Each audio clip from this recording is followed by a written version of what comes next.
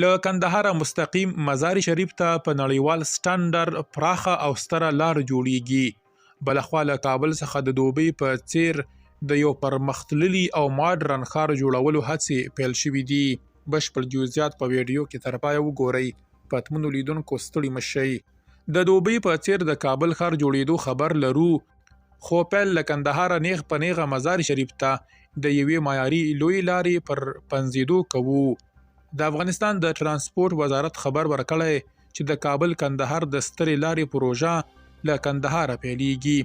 د ارزګان، دایکنډي، بامیان او سمنګان ولایتونو په یوه څنډه کې تیریږي او له مزار شریف ښار سره وصلیږي. د دې پروژې د جوړېدو اوږدوالی د کابل کندهار موجوده لارې په پرتله 380 کیلومتره واټن دی. د چارو بهیر په ښه چټکۍ روان دی او د پروژې د بشپړېدو هیله د ترانسپورټي او اقتصادي وضعیت د ښه والي لپاره مهمه ګڼل کیږي. په همدې حال کې چارواکي وایي چې پروژه به نه یوازې د سیمې ترمنځ ارتباط اسانه کړي، بلکې د ترانزیت، سوداګرۍ او اقتصادي پرمختګ په برخه کې هم مثبت اثر ولري. له غربي کابل څخه تر ختیځ او له شمال څخه تر جنوب پورې د کابل ښاروال هر طرف ته لاس اچولی او روان دی.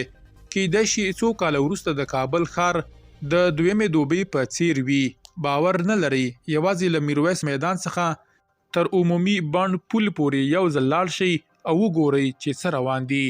او هغو کسانو ته چې د وطن له آبادۍ او پرمختګ سره ستونزه لري او ورباندې سخت خفه دي، تل منفي نظریات په رسنیو کې خپروي. د وطن پر آبادېدو ژور خفګان ښيي.